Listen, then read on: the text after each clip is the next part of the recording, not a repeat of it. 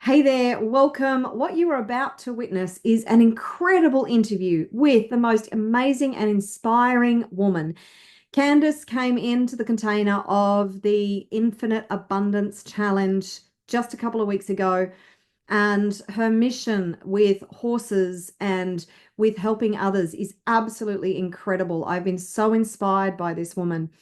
And if you love horses, if you love anybody on a mission, and if you want to be inspired, then stick around and listen to this interview because this woman is incredible. And I also wanted to share with you something I forgot to mention while I was doing the interview with Candace is that her story is incredible. And part of that story was that a couple of years ago, she was doing the $100,000 tapping challenge. And she actually, I think it took about 3 months, but she was consistent in doing that tapping challenge. And she received $100,000. It was completely unexpected. It was left field. It was from a source that she hadn't anticipated. And that really got my attention. So, you are going to love this interview, and I just needed to let you know that part of her story because I wanted to really reinforce just how powerful tapping can be when you do it consistently, you do it with intention. So enjoy the interview with Candace. I know you're going to love it. And if you feel the least bit inspired by her story, then comment below and let me know how this touches you because it sure as hell touched me.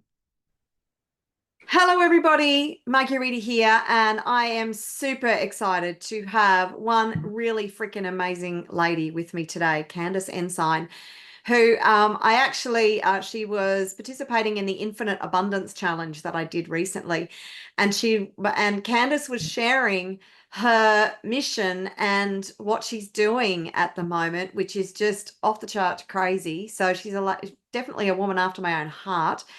And I really wanted to give Candace an opportunity to talk about her mission, what she's doing, and what she wants to achieve in the world and how she wants to help others at the same time. So Candace is like one of these off the wall, like freaking lunatic people who just has so much on her plate, but it's never enough. She's just always got to do more. And I really wanted to highlight what Candace is doing because, as I said, she's a woman after my own heart. She has a horse rescue um, uh, program. And Candace, you can explain that, and you do therapy with horses, and everybody who's in my community knows that I love my horses. I've had horses for a very long time. So, Candace, tell us a little bit more about and this whole interview is called Live Your Crazy, which was another reason I had to bring you on because that was like I see you wearing, just drop your head a little bit. Yep. Okay. And turn it. Yeah, there you go. I've ordered one of those hats. I can't wait to get my Live Your Crazy hat. And if anybody else loves the hat, then we're gonna give you an opportunity to purchase one. But Candace, tell us a little bit more about what the hell you're up to, what you're doing, why you're doing it, how this mission grabbed a hold of you and just, drew you into all this crazy. All the crazy. I started out, I've always been with horses. I started riding when I was 3 years old, grew up with horses, competed, really never been a year that I was without a horse. And as I got older in my 40s, I stepped into a leadership role. And with some great coaches, they're so important, with some great coaches, I started looking at where I was in my life and what I was going through, 20 years of being married and coming up on a divorce and really stepping back into who am I, right? Really trying to find myself again. And horses were always at the forefront of that. And I started thinking about, what I did with horses, and I got involved with another rescue through a very long story we won't tell today, but got involved with another rescue, saw the backside, saw things that were going on, learned more about the slaughter industry, things that I didn't know about, right? And got involved with them. Found out I had a knack at the time for helping them raise awareness and raise money. And it ended up morphing into a situation where we kind of broke off and started our own nonprofit to really focus on the horses that can't be ridden, the horses that, due to age, due to health, or even sometimes due to mental capacity, are just not a candidate for a second career or to be ridden, even trail ridden. And where I had been in my life and as a kid, and I stepped into these leadership roles, what I discovered was these horses saved my life. They gave me a safe place to stand in my identity, to really understand who I am, not be judged, and be able to unpack anything I might be going through, whether I was a kid or a teenager or as an adult. And I started looking into options. I go, well, wait a minute. Why can't we take these rescued horses and do for others what they did for myself?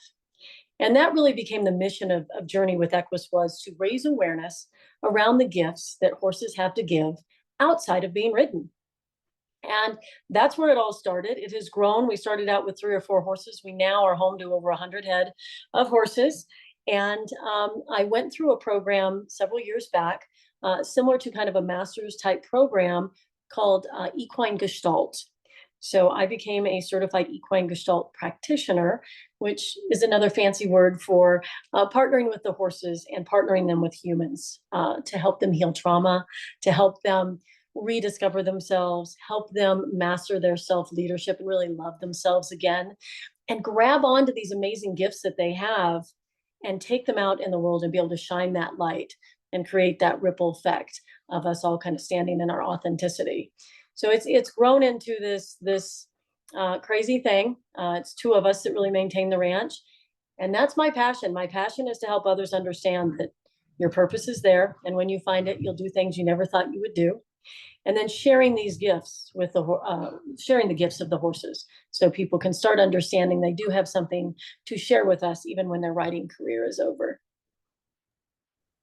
That is fabulous. And what, like 100 horses, like, man, the kind of commitment that takes, and the time and the money that takes to not only have 100 horses, but a lot of horses who need rehabilitation, a lot of horses that come in, damaged physically, mentally, emotionally, because the slaughter industry, as you said, but then you've got the racing industry. Not even going to go there. We're coming up this Tuesday on the race that stops the nation in Australia, the Melbourne Cup.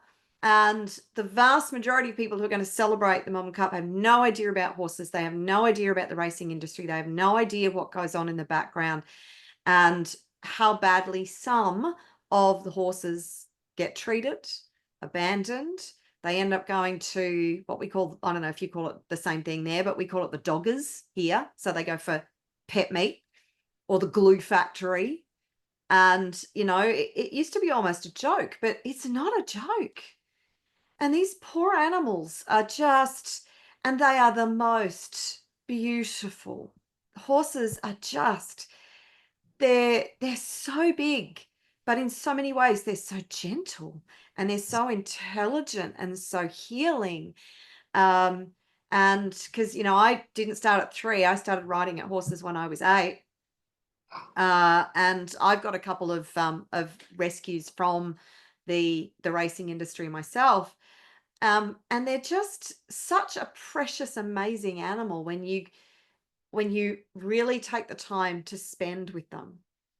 And to see them so abused in these industries, taking them on is just incredible. I mean, hats off to you for what you're doing, and the financial commitment that takes. And part of the reason that I really wanted to get you to share your message is to get people on board with, with supporting you and your mission with these horses. So take us through a little bit around, what it's like to bring in a horse that it needs help, needs rehabilitation. Nobody wanted it. It was probably going to end up as pet meat. And then take it through a journey of rehabilitation, and also tell us about how these horses impact the people who come for healing through the Gestalt method, and just tell us all about it. We see a little bit of everything. We've had some really, really memorable cases. A couple, we had it's about a 7-year-old stallion that was thrown away, went through the auction circuit, and ended up with what we call here the kill buyers. And somebody had picked him up and came to us and asked us to take him in. And we'd seen the video of him on the kill pen. And he's this beautiful paint gelding. And his feet were so long. And he had obviously some deformities at his fetlock. So they were rolling under and pushing his joints outward. And he was so sore. And he was so distraught over being separated and being here. So we saved him. We brought him in. We immediately had his feet looked at. A lot of the farriers didn't even want to touch his feet. And we had him x-rayed. So we knew that structurally we could work on him. He didn't have any signs of arthritis yet, but he was so sore. So we got him worked on. We found a farrier that did an amazing job. But this is not a one and done. This is every 6 weeks with something like this, right? To get him to come around, to get him straightened out. And he was still a stallion at the time. So we did have him gelded. So we had that expense. And we thought we were going down this amazing road and he was getting better, getting better. And then one day I came out and he started dropping in his haunches, started dropping in the back end when he would walk, and he would sway in his stall, which meant he was in pain. And we really were wondering if this were going to be an end of life decision at this point, because we couldn't quite figure it out. And the vets really thought it was a laminitic or a soreness in the back end from carrying the pain of the front end. But then 2 weeks later, he'd be okay. And then it would resurface in a week. It was very strange. It wasn't laminitis. We finally found an incredible vet, and we looked at him through chiropractic needs. And what they discovered was that he had a couple vertebrae that were out of alignment up close to the pole of his head, and that was causing his back end to drop out. So a horse like this, yeah, we're doing chiropractic, we're doing laser therapy, the gelding, and then the trimming. Today, he's still with us. He's doing very well. He's gonna struggle with arthritis as he gets older because his fetlocks are just a little bit turned out, so they're never going to be just right. But he's an amazing horse. We just had a group of women in about a month ago and did our first session with him. We don't train the horses to do this. We just go out and we see if they're willing to work that day. And he showed up for this one individual in a very big way, very protective, helping her discover maybe where some of her energy and her trauma was stuck. It was just amazing to watch these animals that people give up on and have been so mistreated come back and be so willing to give of their heart and their energy and really show up for people. I've known it my whole life, but once you start studying it and seeing it and really realize what's going on, it's simply amazing. So that's one of our bigger cases. You witnessed one of the videos that I know you saw was of our 24-year-old thoroughbred. So this horse is a 24-year-old thoroughbred. His registered name is Stormy Half. He was rescued by an amazing organization called the Race Fund, who goes across the nation and funds basically pulling off the track thoroughbreds out of kill pens, ones that are in danger of shipping to slaughter. And he was saved. They asked if we would take him in. We said we would. So the top of this video that you see is going to be the day that we picked him up from the kill pen, the holding pen. And what we had seen a video 2 days prior of a very healthy horse, what we picked up was a horse that was literally what we thought neurologic, having a really hard time standing. He had tried to run when they tried to catch him at the lot and fell and bit his tongue. So he was bleeding. He had messed his knee up. And when you see him come off the trailer, you're going to see how unsteady he is. We immediately had a vet get there. They gave him steroids. They drew blood to see if we were dealing with something neurologic. And markedly by the next day, he was so much better. He was walking straight, wasn't having the issues, came back not neurologic. So we went ahead and had scheduled to have his teeth floated because his teeth looked pretty long and uneven, which they probably hadn't been cared for in a while. And when they got there and opened his mouth, all of his front teeth but one, which was hanging by the root, were gone. So it was very evident that exactly what I had kind of thought had happened. He'd had some kind of blunt force trauma to the head. And so that's what was causing all of this. He went on to continue to get better. We moved him over to our quarantine facility. And then we continued to struggle. He would gain weight. He would lose weight. He would gain weight. We knew he wasn't sick with anything contagious. Finally got him to our facility.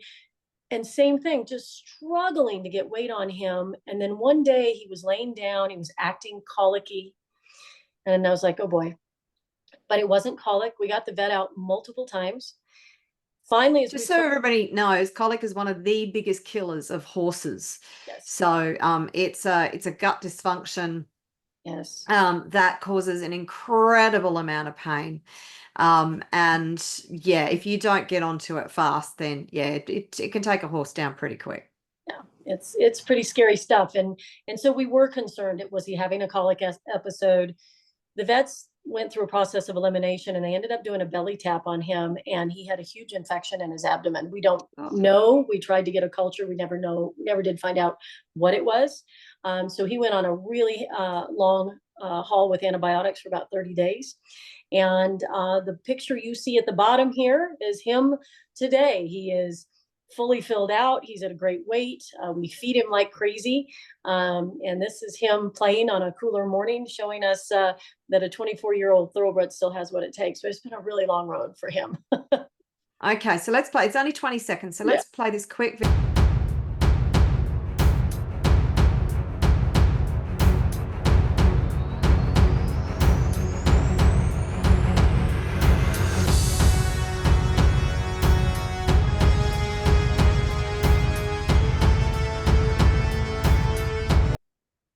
Oh, I just want to cry when I see that kind of video.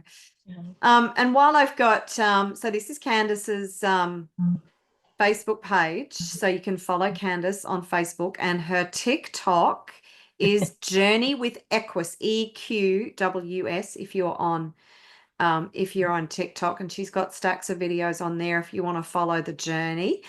And I just wanted to show this. Oh my God, when I saw this. So, you know, this is not normal, but when you've got 100 head of horses and something like this happens through no fault of your own, like the expense and on top of everything else, you know, so tell us what this is and what happened just last week and how this must have thrown you for an absolute blinder.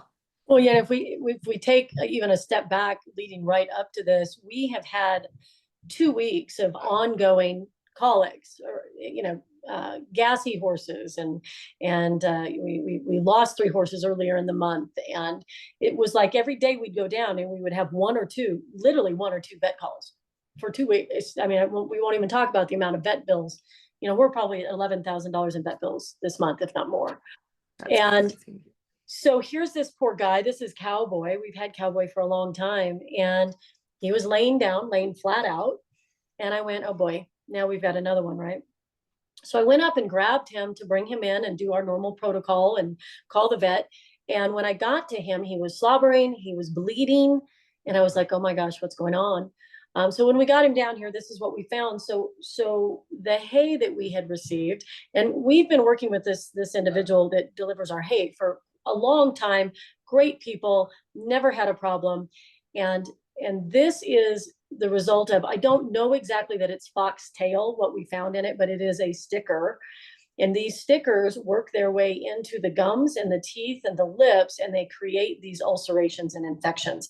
His mouth was completely full of this, which is what's happening, is it's keeping them from eating and drinking as much as they should, which then of course that looks so painful. So bad. So we scraped all of that out.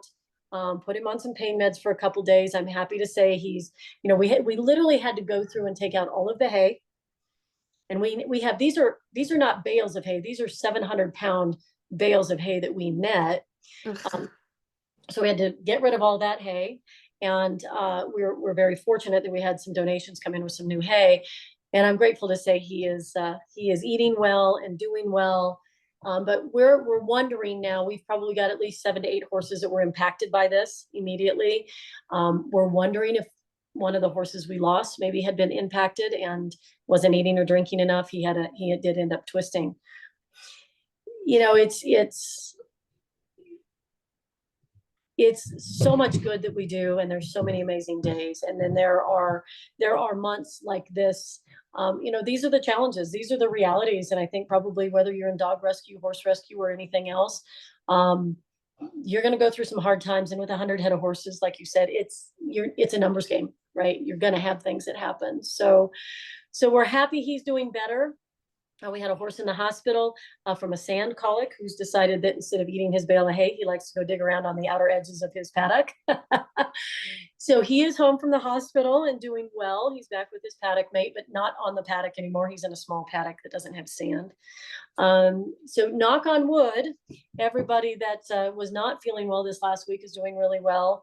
And we had snow yesterday. So we're just digging in and getting ready for the winter months. But yeah, it's been a month. And those are the things that you just anybody who's not involved with horses, and this is where I just admire you so much, Candace, because you do this because you care so much and you've got a massive heart. And it is so, you just don't understand how mentally and emotionally taxing this is. And then you've got the financial commitment on top of that, which is, I mean, tens of thousands of dollars every month to feed them, vet bills, doing things like their feet and farriers and corrective stuff. And if you've got horses with gut issues, then you have to have special supplementation. And then you get shit that shows up like this. And it's just like, I just can't imagine the days where you just feel like I've got nothing left, and yet I got to get up again tomorrow and do it all again tomorrow. And then how am I going to keep going, and how I'm going to pay all these bills, and all these horses need me. So it's like pulling you in so many different directions, mentally, emotionally, financially. And I know that you have a few people who you're working with, but just even the small amount of volunteers who come on board, and yes, they do it for the love of it, because you don't have the money or the finances to pay a massive team of people to come in and help you out. So you're carrying this massive burden on your shoulders. I don't know how you do it. I really don't. And yeah, okay, so the volunteers are great when they come in, but they don't have the level of commitment you do. They don't have to figure out how they're going to pay all the bills that are hanging over your head every day, every month, day in, day out. They don't have to, nurse the horses through the nights with colic and all that kind of stuff. So it's kind of all on you. And that takes one hell of a strong person. So and that's why I really wanted to do this interview with you, to hopefully highlight and share with people like your soul mission and what it is that you're doing. And you've got some merchandise which we're going to share with people in a minute, which, I mean, I can't wait to get my hat. And you've also got actually, let's share that right now, because there's you've got, is that it? Wait a minute. No, that's not it. Wait a minute. Where's that post? Give me a sec and I will find this post with, you put that up today, so that shouldn't be too hard to find. And you got winter coming in, which is always tricky. Yeah, we're still in the fundraising to finish out some shelters, to kind of redo the tank heater system, so we're not breaking a bunch of ice this winter. So we're coming in hot in the winter, trying to get everything done. Our horses are real sooks here, because we're in Queensland. We've got this real temperate climate, and it gets hot more than anything, hot and humid. But our winters are like so mild compared to your winters, and yet we're rugging all the horses, and I'm sitting at home going, oh my God, they must just be freezing. and I look at you in snow and I go, literally my horses would die Yeah, if they it was had like to 28 go through degrees that. last night. So No, literally, my horses would die if they were in that climate. So let's have a quick look at this merchandise. So these are actually your new designs. So yeah, these are the Live Your Crazy hats, which look very cool. we thought they would be fun. Yeah. Yeah, absolutely. So, and this is the daily planner. So tell us a little bit about the daily planner, which is available on Amazon. All links will be below this, by the way. Thank you so much. Yeah. Live Your Crazy, just background on that. I know you and I have talked about it, is this whole journey. As you mentioned, I'm the one at the end of the day, no matter what the volunteers decide, or anybody else that's been involved, or my advisory board or what have you. At the end of the day, it's myself and my partner. At the end of the day, it's us holding the bag. It's us that have to show up for the horses. And I've had many people show up in this journey. We've been doing this since 2015, saying, nobody's going to support this. You're crazy. You're absolutely crazy if you think you can do this. And I finally just decided that I was going to embrace my crazy, and I was going to embrace the fact that I know with faith and determination that anything is possible. And this journey has absolutely proven that to me. So Live Your Crazy is a testament to not only my journey into purpose, it's really encouraging people to step into their authenticity and really embrace their purpose and be who they were meant to be, not who everybody else wants them to be. So that's where Live Your Crazy came from. The planner itself is really simple. And it's two things, well, three literally, but it's two things that really have helped me get where I am today. There are things that I still focus on every day to continue to build and move this mission forward. Is one is gratitude. Long time ago, being able to either, in the morning or before bed, what am I grateful for? What, no matter how small, because it's so easy to get caught up in the tragedy and the challenges. And I want to always take time to come back and reflect on how lucky I have been, and how grateful I am for all of this that shows up in the abundance, and the fact that we're still here and we're able to keep our promise to these 100 horses. So it focuses on gratitude. It focuses on what were my wins for the day. And if there was a gap, or there was something that I know that I can either improve upon or maybe never want to repeat, right? So it's just it's a chance to reflect and be grateful and have clarity. And then it's a chance. Something I was not good at as a younger professional was any kind of balance, right? I ran in the 80% that keeps us busy, being busy, but doesn't get us to our goals. So being able to really live your priorities by a calendar, right? So what are the things that if you do every day support your personal goals? And what are the things that if you do every day support your career goals?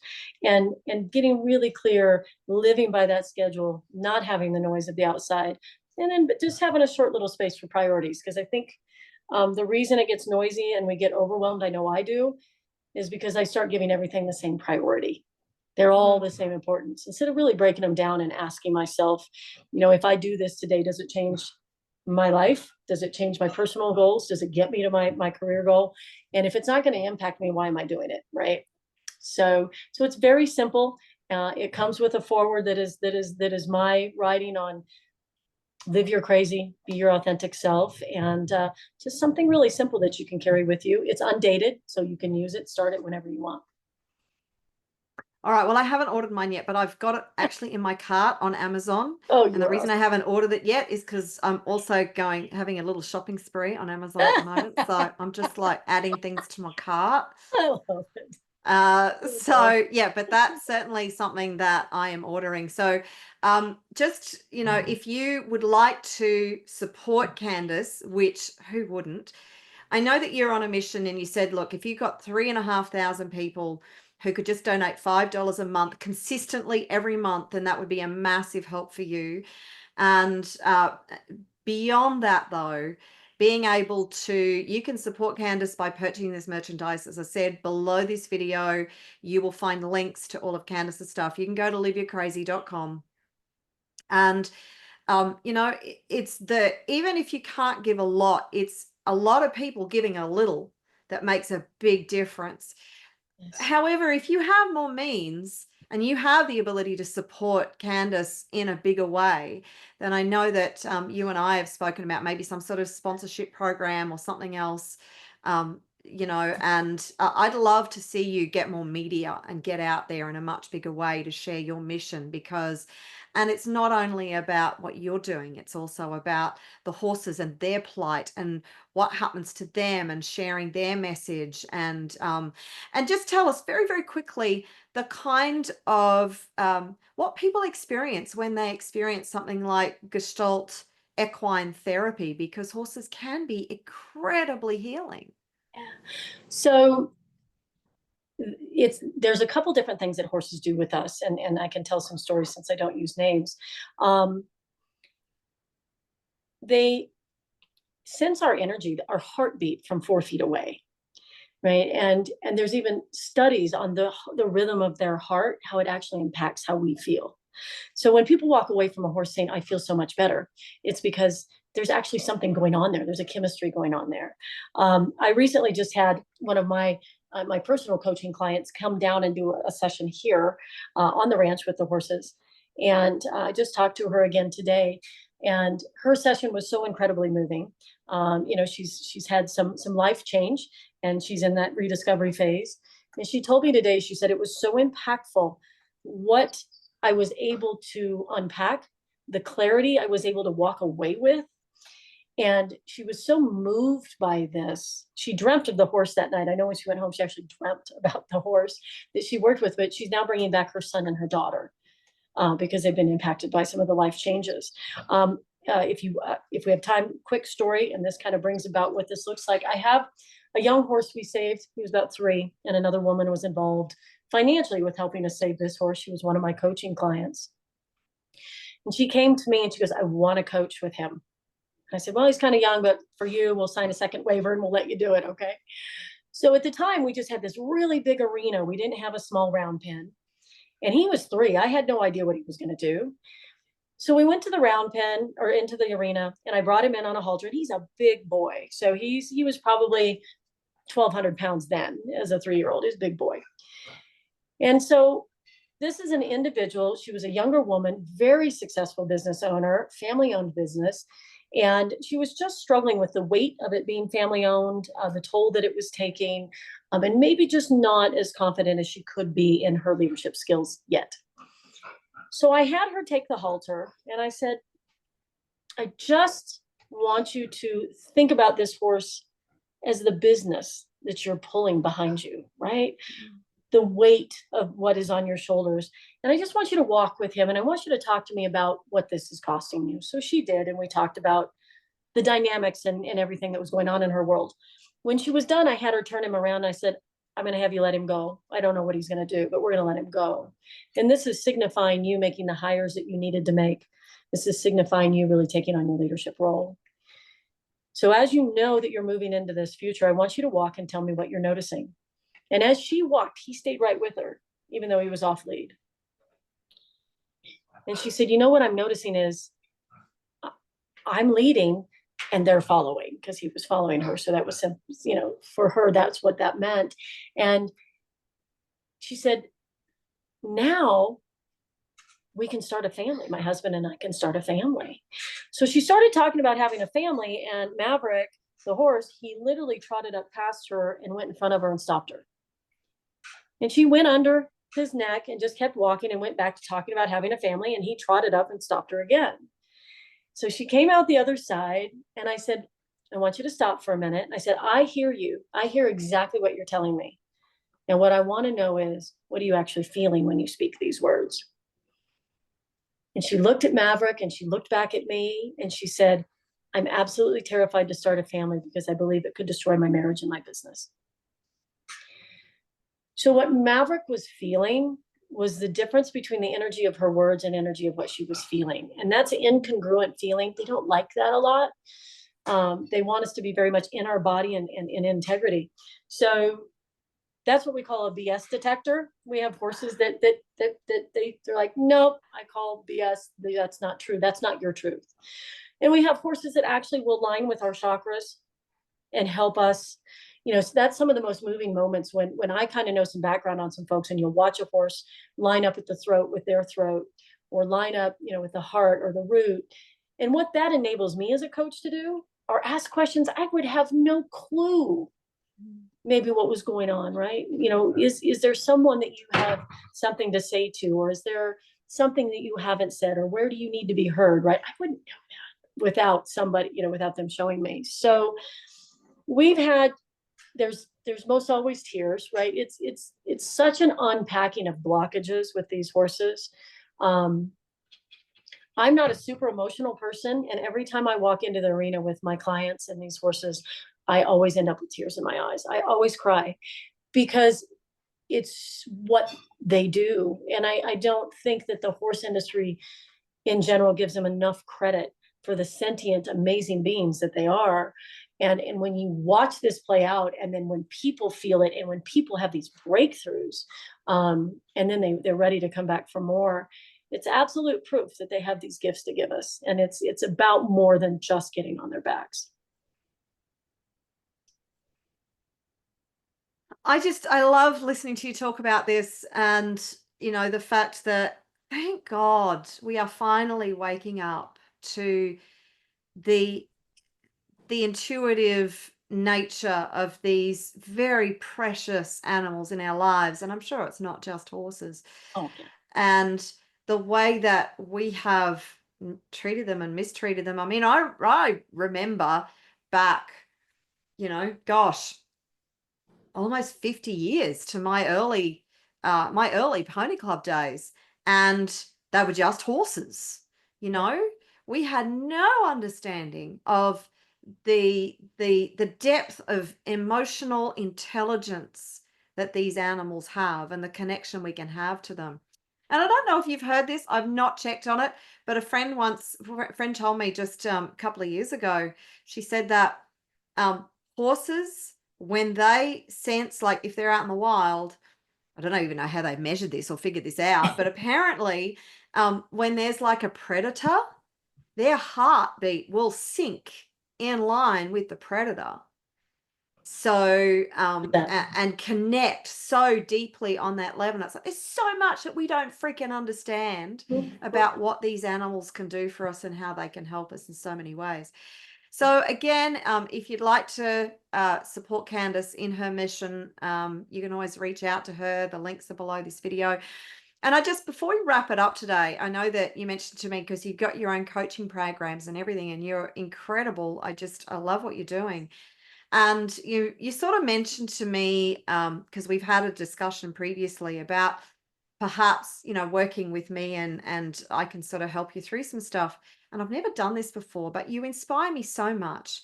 And I was wondering if you would be open to coming into my Billionaire University container and working with me on a scholarship kind of situation. And I could help you. My mission would be to get you to an extra $100,000 in income in the next 6 months. And then my mission after that would get you would be to get you to $100,000 a month. Oh So my God. you could be free to look after these animals, to do your work, to build this, to really to live your mission on this planet and live your fucking crazy, excuse my F-bomb, but live your crazy without all that stress on your shoulders and carrying so much on your shoulders. Would you be open to doing that? Oh my God, Marguerita, that would be amazing. I can't thank you enough. Yes, yes, yes, yes. That would be awesome.